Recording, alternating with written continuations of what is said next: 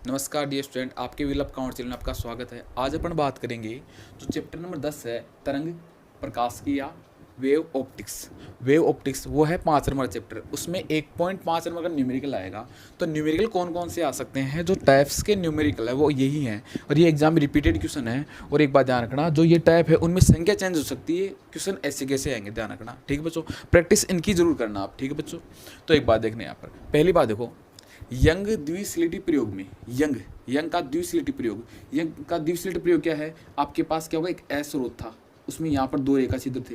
पहली बात यहाँ पर क्या थी? 2 रेखा छिद्र थे। तो ये S1 हो गया, ये क्या हो गया? S2 हो गया, ठीक है। तो यंग के द्विसलिटी प्रयोग में 2 स्लेटों की मध्य दूरी, तो दोनों स्लेटों की मध्य दूरी क्या है भाई? इन दोनों के जो बीच की दूरी है S1 और S2, ये क्या है? S4 slit. S4 क्या है बच्चों? यहाँ पर स्लिट। तो S होगी, अरे ये स्लिट हो गई। तो दोनों के बीच की दूरी क्या दे रखी है आपके पास? यहाँ पर 0.03 mm मिलीमीटर। क्या दे रखी है? मिलीमीटर। इसकी बात कर रहा हूँ मैं, ठीक है बच्चों। तो एक बात यहाँ पर मिलीमीटर दे रखी है। अब एक बात देखो, इसमें देखना एक बार, मिलीमीटर है। व्यतिकरण प्रतिरूप स्लिट से 1.5 मीटर दूरी पर स्थित पर्दे पर उत्पन्न होता है। तो इसका जो व्यतिकरण प्रतिरूप है वो कितनी दूरी पर है? यहाँ से कैपिटल डी बराबर 1.5 दूरी पर कोई पर्दा है। ये क्या है आपके पास? यहाँ पर पर्दा है। ध्यान इस नंबर की बात कर रहा हूँ मैं। यहाँ पर कोई पर्दा है जिसकी दूरी क्या है आपके पास? 1.5 मीटर दे रखी है, ठीक है। पर व्यतिकरण प्रतिरूप, तो यहाँ पर व्यतिकरण प्रतिरूप प्राप्त हो रहा है अपने को यहाँ पर बिंदु पी पर, ठीक है बच्चों। यहाँ पर देख लो, ठीक है। तो व्यतिकरण प्रतिरूप पर्दे पर उत्पन्न होता है। चौथी चमकीली फिंज की केंद्रीय उच्च से कौन सी पूछ रहा है आपके पास? चौथी। तो एन का मान कितना हो गया आपके पास? यहाँ पर एन का मान कितना दे रखा है? यहाँ पर एन का मान यहाँ पर हो गया 4। कितना हो गया? 4 हो गया, ठीक है। तो एन का मान 4। चौथी चमकीली फिंज केंद्रीय उच्च से 1 पॉइंट या 1 सेंटीमीटर दूरी पर स्थित है। तो आपके पास जो चौथी दे रखी है आपके पास, ये कितना दे रखा है आपके पास? 4th के लिए दे रखा है आपके, ठीक है। एन का मान यदि 4th होगा तो आपके पास जो ये मान होगा, ये इसका मान है, एक्स एन का मान, तो एक्स 4 आ जाएगा। तो 4 के लिए जो मान दे रखा है वो कितना दे रखा है? 1 सेंटीमीटर। कितना दे रखा है?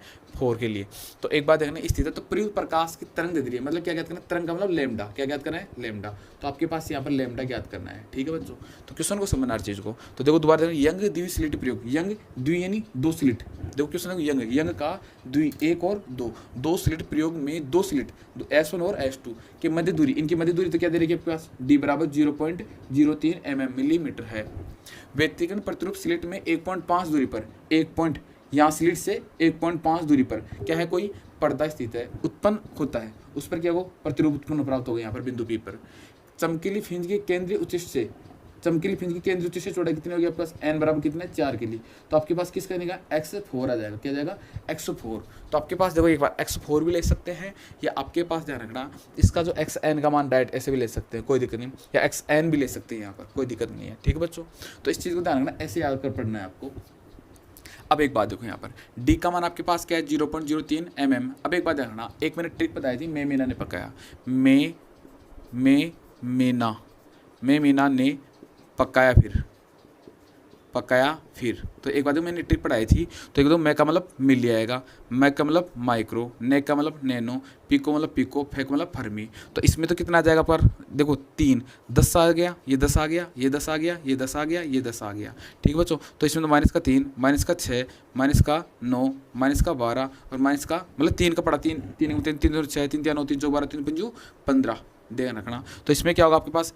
1 मिली बराबर कितना हो जाएगा आपके पास? यहाँ पर 1 मिली बराबर कितना आ जाएगा? 1 मिली बराबर 0.03 इंटू 10 की पावर माइनस का 3 मिलीमीटर, ठीक है। अब इसके बाद देखो, डी का मान आपके पास क्या दे रखा है? 1.5 मीटर, और एन का मान आपके पास क्या दे रखा है? 4, ठीक है। और एक्स एन का मान, मतलब एक्स एन का मान क्या दे रखा है कि चमकीली फिंज के लिए केंद्रीय उच्च की चौड़ाई कितनी दे रखी है? 1 सेंटीमीटर। तो अब एक बात देखना यहाँ पर, इसको याद रख लेना, मीना ने पकाया फिर, इससे घात याद हो जाएंगे आपको, ठीक है बच्चों। अब एक बात देखना यहाँ पर, इसमें क्या होता है कि यहाँ पर दो देखो, एक्स एन का मान देखो सेंटीमीटर में दे रखा है, तो इसको देखना है यहाँ पर सेंटी का मतलब क्या होगा? 100 का भाग लगाना। तो 1 में किसका भाग लगा देंगे? 1 मीटर में। सी का मतलब 100 का भाग लगाना, तो 100 का भाग लगाओगे क्या होगा? 10 की पावर माइनस का 10 की पावर 2 हो जाएगा, और इसको ऊपर लेके जाएंगे कितना आ जाएगा 10 की पावर माइनस का 2 मीटर। ठीक है बच्चों, ऐसे कैसे बन जाएगा। ठीक है, और आपके पास क्या पूछ रहा है लास्ट में, तरंग पूछ रहा है, लैम्डा का मान पूछ रहा है। तो केंद्र से किसी सेंटर केंद्र से एनवी चमकीली फ्रिंज की दूरी, एनवी चमकीली फ्रिंज पूछ क्या रहा है, चमकीली फ्रिंज की दूरी।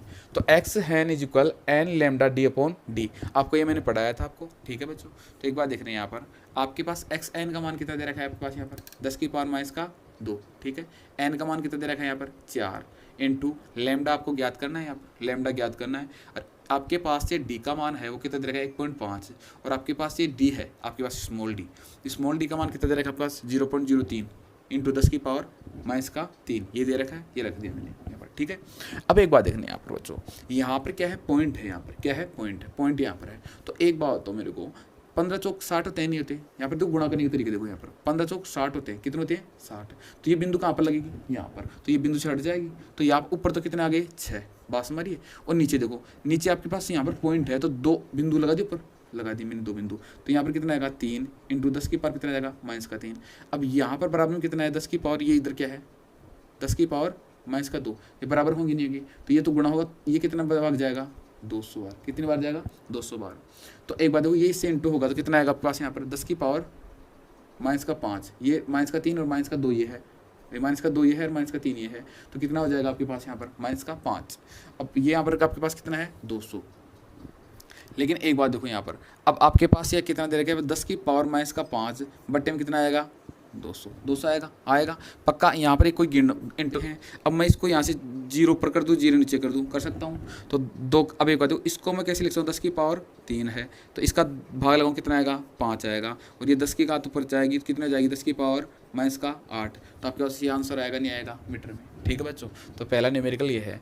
अब एक बात ध्यान रखना, ये न्यूमेरिकल सबसे ज़्यादा रिपीटेड क्वेश्चन है, 2016 पेपर में पूछा गया, 13 के पेपर में पूछा गया। ठीक है, तो एक बात ध्यान रखना, इसमें ये संख्या चेंज होगी, ध्यान रखना इनकी संख्या चेंज होगी, चित्र ऐसे किसे रखना है बस, ओनली संख्या चेंज होंगी, तो इनका ध्यान रखना, यहाँ पर ये संख्या चेंज होंगी ओनली, ध्यान रखना। और आपके न्यूमेरिकल ये बहुत ज़्यादा रिपीटेड क्वेश्चन है, सबसे ज़्यादा इंपॉर्टेंट टॉपिक है। ठीक है, एक न्यूमेरिकल में ध्यान रखना, ये टॉपिक भी इंपॉर्टेंट इसका अंक का, और ये क्वेश्चन भी इंपॉर्टेंट है। ठीक है बच्चों, फिर नेक्स्ट टॉपिक देखना, इसमें नेक्स्ट टॉपिक में देखना यहाँ पर, इसमें देखना नेक्स्ट में, जब किसी पदार्थ पर आपतित प्रकाश के संगत आपतन कोण 60 डिग्री हो तो परावर्तित प्रकाश पूर्णतः दुर्वित हो जाता है। माध्यम में अपवर्तित प्रकाश का वेग ज्ञात करो। तो आपके पास तो एक ब्रूस्टर का नियम पड़ा था, ब्रूस्टर का नियम। ठीक है, तो क्या करें, जब कोई प्रकाश आपतित प्रकाश के संगत है तो ये क्या होगा कि प्रकाश आपतित संगत, तो ये प्रकाश आपतित कोण आ गया।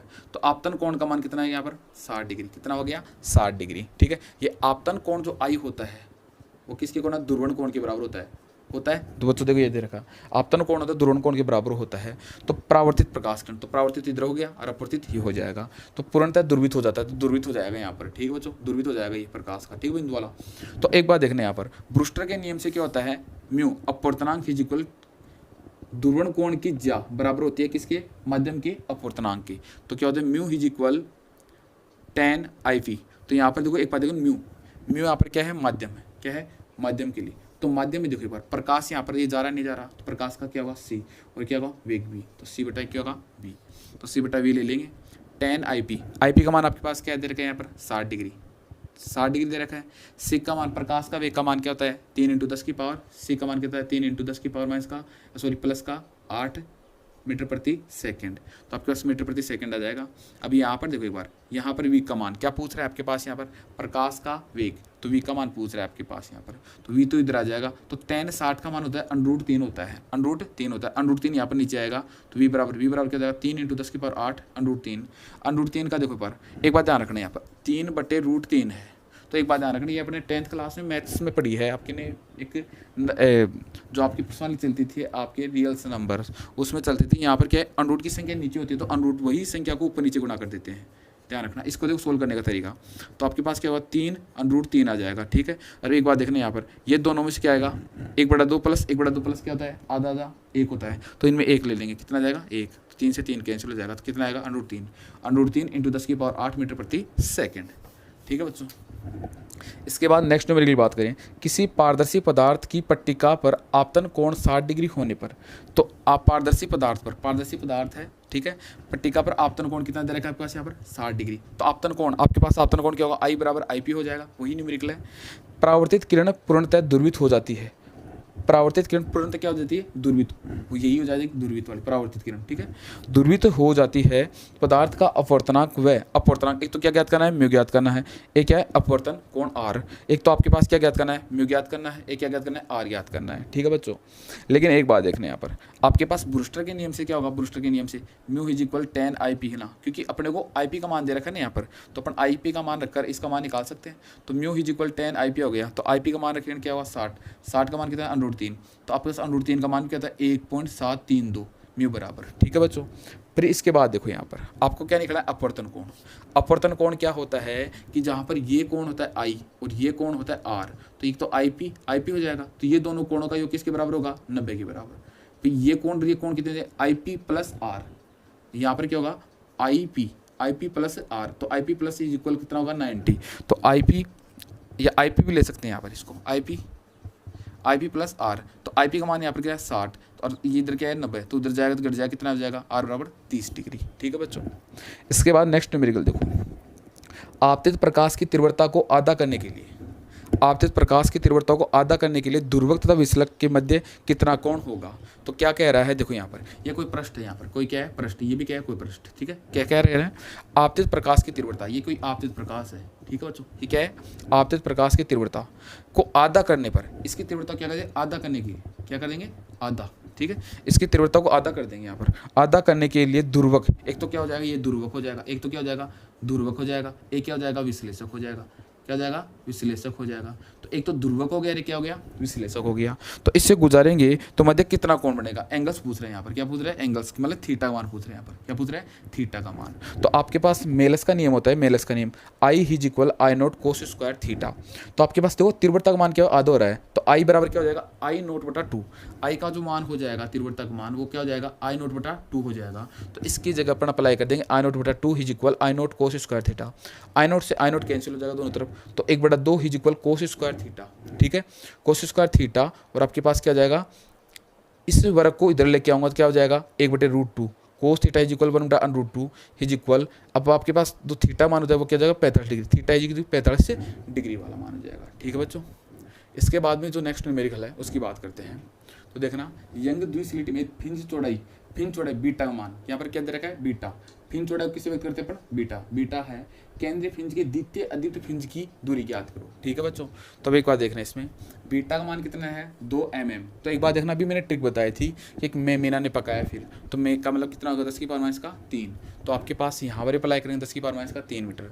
और आपके पास कितने कौन सी द्वितीय किसके लिए पूछ रहा है द्वितीय, तो n बराबर कितना जाएगा 2 द्वितीय चीज का, तो n में अद्वितीय फिंज के लिए तो 2n-1 λ/2 is equal xn d/d, ठीक है, ये मान जाएगा।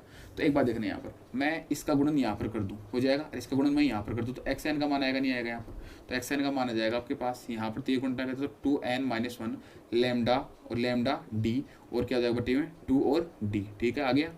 अब एक बात देखो आपके पास बीटा का सूत्र पढ़ाया था आपको लैम्डा d/स्मॉल d, तो आपके पास इसको मैं क्या लिख सकता हूँ बीटा लिख सकता हूँ, ठीक है। अब आपके पास मान किसके लिए निकालना है द्वितीय के लिए, किसके लिए द्वितीय के लिए, तो द्वितीय के लिए क्या जाएगा xn बराबर क्या रख देंगे 2 रख देंगे, तो 2 आ गया गुणन 2 आ गया माइनस 1 आ गया इनटू यहाँ पर क्या आपके पास यहाँ पर बीटा, तो बीटा मान आपके पास क्या दे रखा है 2 × 10 की पावर, मतलब कि आप इसको ऐसे लिख सकते हो जैसे बीटा मान दे रखा है। तो आप एक बार देखना इसको मिलीमीटर में भी ले सकते हो और वैसे भी ले सकते हो, इसको चेंज भी कर सकते हो, ठीक है, कोई दिक्कत नहीं है इसमें, आप इसमें चेंज भी कर लो और नहीं भी करो, कोई दिक्कत, नंबर नहीं कटेंगे इससे, ठीक है। तो आपके पास क्या होगा 2 मिलीमीटर ले लिया, ठीक है, 2 से 2 कैंसिल हो गया, 2 दूनी 4, 4 में से घट जाए कितना का 3, तो 3 मिलीमीटर, या इसको ऐसे भी लिख सकते 3 × 10 की पावर माइनस का 3 मीटर, ठीक है बच्चों 3 मीटर, ठीक है बच्चों, इसको आप ऐसे भी लिख सकते हो, ठीक है। अब इसके बाद देखना यंग द्विसलिटी प्रयोग में स्लिट के चौड़ाइयों का अनुपात, मतलब कि यंग द्विसलिट प्रयोग में स्लिट की चौड़ाई का अनुपात क्या दे रखा है 3:2। व्यक्तिगत प्रतिरूप से प्राप्त दीप्त व अदीप्त फिंजों की तीव्रता का अनुपात ज्ञात करो, मतलब कि आपको पूछ क्या आ रहा है यहाँ पर आई मैक्सिमम अपॉन, मतलब कि क्या पूछ रहे देखो आई मैक्सिमम और आई मिनिमम का अनुपात पूछ रहे हैं यहाँ पर, ठीक है। तो एक बात देखना आपके पास दो I1 और I2 का जो अनुपात दे रखा है तीव्रता होगा, तो इसमें क्या दे रखा है चौड़ाई का अनुपात 3, देखो एक बार 3/2, ठीक है, तो 3:2 हो गया।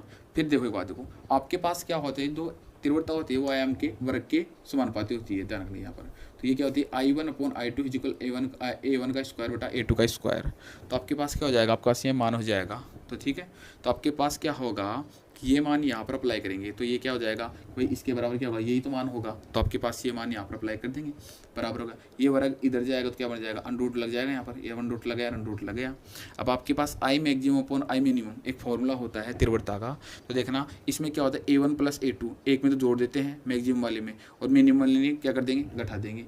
अधिकतम वाले तो बड़ा प्लस कर देंगे और मिनिमम वाले घटा देंगे। तो A1 - A2 A1 + A2 वर्ग वर्ग लगा दिए दोनों जगह। मैं यहाँ से A2 का कॉमन ले लूँ, यहाँ से भी A2 का कॉमन लूँ। यदि A2 का कॉमन यहाँ पर ले लूँगा, A2 का कॉमन, तो यहाँ से दोनों क्या A2 कट जाएंगे। तो आपके पास ये देखो A2 का कॉमन यहाँ से लूँगा तो बाहर A2 आएगा और A2 यहाँ का कट जाएगा। तो A1/A2, क्योंकि क्यों लिया मैंने यहाँ पर, क्योंकि इस फॉर्म में लेना है मेरे को, इसमें इस फॉर्म में लेना है, यहाँ पर इस फॉर्म में लेना है। तो यहाँ पर क्या करेंगे, इसका मान अप्लाई कर देंगे। तो √3/√2 बटे +1 का स्क्वायर बटे √3/√2 -1 का स्क्वायर। अब ये इंटू यहाँ से होगा और ये इंटू यहाँ से होगा, तो √2 का यहाँ से √2 का यहाँ से गुणन हो कट जाएगा। ठीक है, तो आपका √3 यहाँ पर प्लस में √2 का स्क्वायर कोष्टक √3 - √2 का स्क्वायर। ठीक है बच्चों, ये क्वेश्चन का आंसर हो जाएगा। ठीक है बच्चों, एक बात ध्यान रखना, इसमें संख्या चेंज हो सकती है, न्यूमेरिकल जहाँ तक यही आएंगे, जहाँ तक इनमें। ठीक है बच्चों, यार इन न्यूमेरिकल अच्छे तरीके से पढ़ लेना, निकाल के जाना, क्योंकि इनमें संख्या चेंज होकर आएगी या इन्हीं यही फॉर्मूले रहेंगे और न्यूमेरिकल इनमें से आएंगे, ध्यान रखना। ठीक है बच्चों।